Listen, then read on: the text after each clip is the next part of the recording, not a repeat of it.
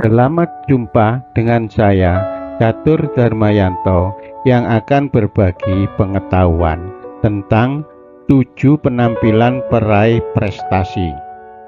Pernahkah kita bertanya, faktor-faktor apa yang mendukung para peraih prestasi? Apakah nasib, dedikasi, atau faktor-faktor yang lain? Akan tetapi, apapun bidangnya, para peraih prestasi ini ternyata memiliki suatu kesamaan dalam kebiasaan dan keterampilan mental yang bisa dipelajari oleh siapapun. 7 penampilan peraih prestasi. Berikut rangkuman singkat hasil penelitian Charles Garfield yang telah mengamati 1.500 pencapai prestasi puncak yang terkenal di berbagai lapangan kehidupan. Charles Garfield, guru besar luar biasa pada Fakultas Kedokteran Universitas California di San Francisco dan kepala Institute Research Peak Performance Center miliknya sendiri. Menurut beliau, ternyata semua peraih prestasi memiliki beberapa aspek yang relatif sama, di mana aspek-aspek tersebut tidak diperoleh dari lahir, akan tetapi justru bisa dipelajari oleh siapapun. Hal ini merupakan pertanda bagi kita semua untuk bisa belajar sesuatu dengan memanfaatkan bakat yang ada pada diri kita.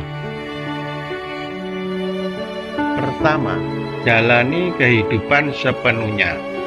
Seringkali kita mendengar bahwa orang-orang yang berprestasi puncak merupakan pribadi-pribadi yang berkemauan keras, otot, dan suka membawa pekerjaan ke rumah, serta mengerjakan pekerjaan tersebut sampai larut malam. Menurut hasil penelitian, ternyata hal ini tidak benar, dan justru yang terjadi sebaliknya, karena orang-orang yang suka membawa pekerjaan ke rumah dan mengerjakannya adalah orang-orang yang gandrung pada pekerjaan itu sendiri, dan seringkali mereka tidak begitu peduli akan hasilnya. Dan orang-orang seperti ini cenderung mencapai puncak pada saat dini. Selanjutnya, prestasinya akan mulai menurun atau tetap posisi rata saja.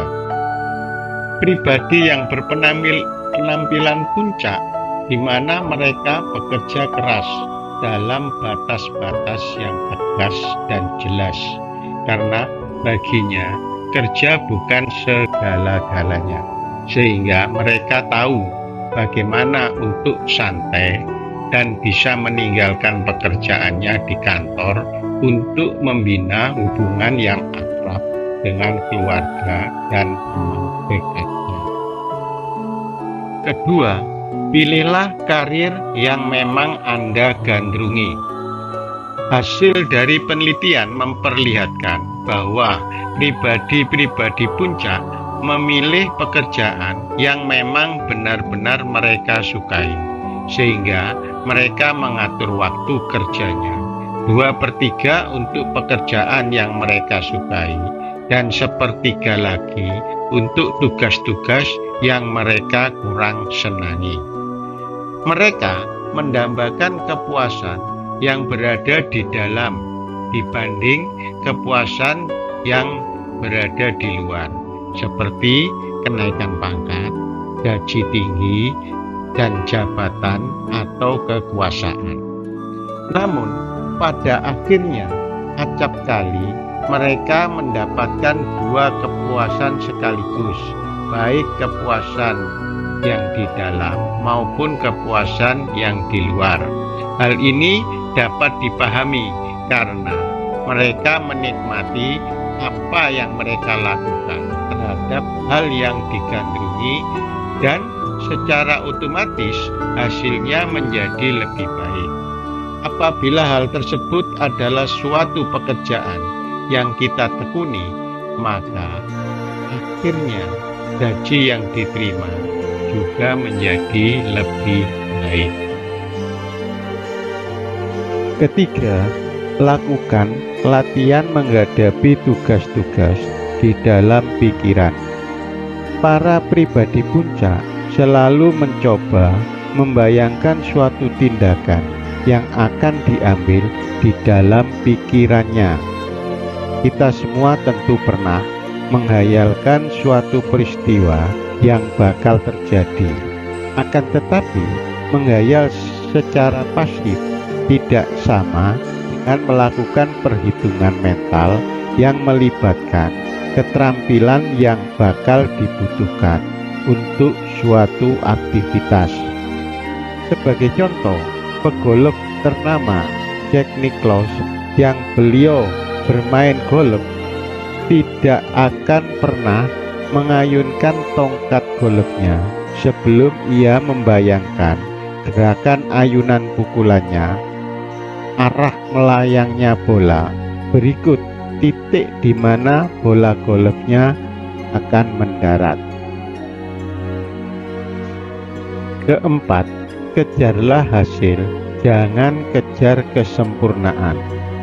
Ketika ahli psikiater Universitas Pennsylvania, David D. Byrne, menulis buku Feeling Good: The New Mood Therapy, melakukan penelitian terhadap 69 orang wiraniaga sebuah perusahaan asuransi terkenal. Beliau telah menemukan kenyataan bahwa pendapatan setahun antara pribadi yang mempunyai kecenderungan untuk sempurna atau perfeksionis dengan pribadi yang tidak mengejar kesempurnaan, ternyata pendapatan pribadi perfeksionis lebih rendah 8.000 sampai dengan 10.000 US dollar dibanding pribadi yang tidak mengejar kesempurnaan. Pribadi-pribadi ambisius dan bekerja keras yang begitu tergila-gila akan kesempurnaan atau perfeksionis, ternyata hasil yang dicapai relatif kecil. Namun, pribadi yang berpenampilan peraih prestasi puncak selalu bebas dari keinginan untuk sempurna, karena mereka tidak menganggap kesalahan sebagai kegagalan, sebab dari kegagalan pribadi-pribadi ini belajar untuk tampil lebih baik pada kesempatan berikutnya.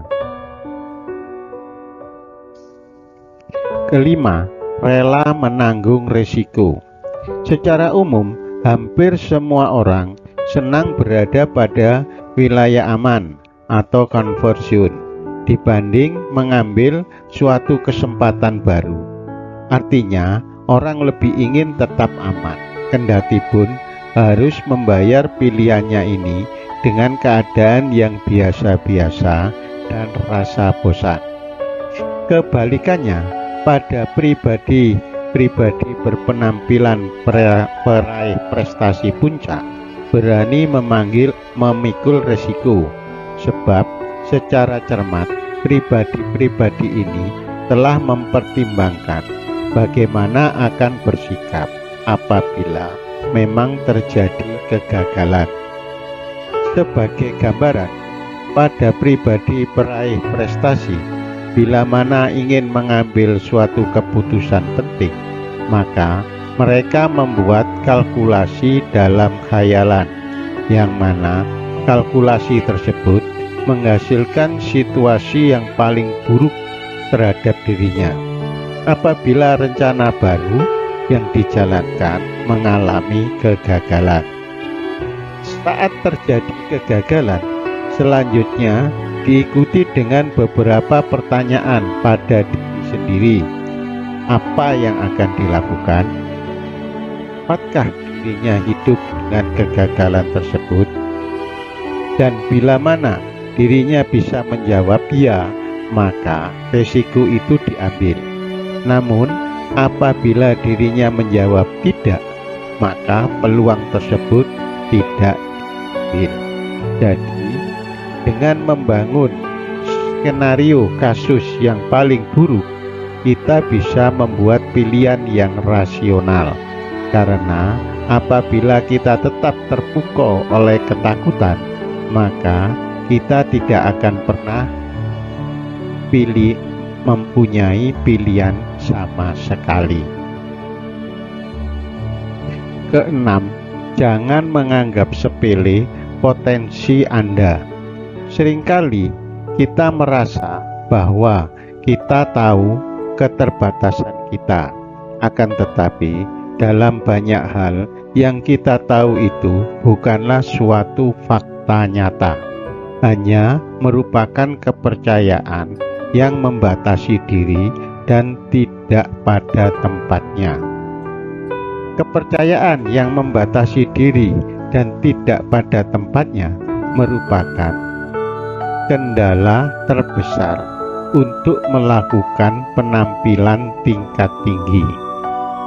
Kebanyakan dari kita menetapkan ambang keterbatasannya jauh di bawah apa yang sebenarnya dapat dicapai.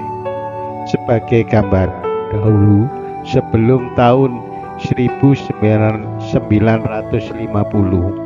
orang tahu bahwa manusia tidak mungkin untuk lari 1 mil dengan waktu tempuh di bawah 4 menit, karena berbagai jurnal kedokteran juga menyampaikan bahwa tubuh manusia tidak mungkin melakukannya. Akan tetapi, pada tahun 1954, pelari yang bernama Roger Bannister ternyata dapat menempuh batas 4 menit, dan 2 tahun kemudian terdapat 10 atlet yang dapat mengikuti jejaknya. Dari gambaran di atas menunjukkan bahwa sebenarnya kita jarang mengetahui secara tepat di mana sebenarnya keterbatasan kita. Ketujuh, jangan bersaing dengan orang lain, akan tetapi bersainglah dengan diri sendiri. Memang acap kali kerisauan terhadap kemampuan orang lain, terutama terhadap kemungkinan keunggulannya, seringkali membawa pengaruh yang merusak diri kita. Namun, penampilan peraih prestasi puncak lebih memusatkan pada perhatian bagaimana melakukan usaha yang lebih baik dari usaha sebelumnya, daripada sekedar berupaya mengalahkan pesaingnya. Oleh karenanya, pribadi ini fokus melakukan pekerjaannya dengan perbaikan standar kerja itu sendiri. Pribadi peraih prestasi cenderung menjadi pemain tim daripada pemain tunggal, karena pribadi ini tahu bahwa suatu permasalahan sulit akan bisa diselesaikan lebih baik oleh tim daripada oleh pribadi.